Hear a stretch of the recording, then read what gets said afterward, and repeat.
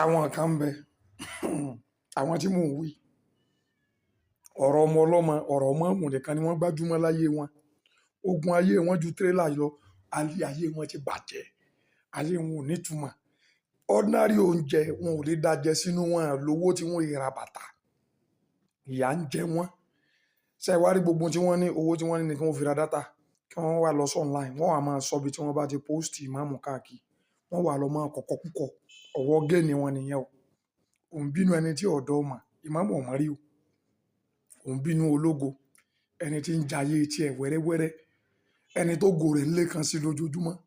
Ìwọ tó yẹ pé ogun ayé rẹ tírélà kan ò lè kó tán tó yẹ kó ọwọ́ náà solutions ayé rẹ báyé rẹ ó ṣe dáa tí wọn náà máa fresh báwa náà ṣe ń fresh ọgẹ́tì àmọ́ bálabàla lọ́mọ sí káàkiri gbogbo orí social media ọ̀rọ̀ máàmù ni ọmọ sọ káàkiri tó bá ti rí pé wọ́n post máa ń báyìí gbúgbúrú ó ti sáré lọ kọ́mẹ́ǹtì so ò ní wàhálà nù family yẹn tó lè tán ni ó ẹ ní problem nù lé ìwọ náà máa gbé bá a ṣe ń gbé ìfà sọ gbọ́ káyé tiẹ̀ kó ní bá a máa dá báyìí torí ọ̀kan ṣe náà dáradára online ni ó múra sí ọ̀rọ̀ máàmù Ògbómọ̀ṣọ́ ni ọmọ alẹ́ káàkiri ó ti gbọ́ múra sí.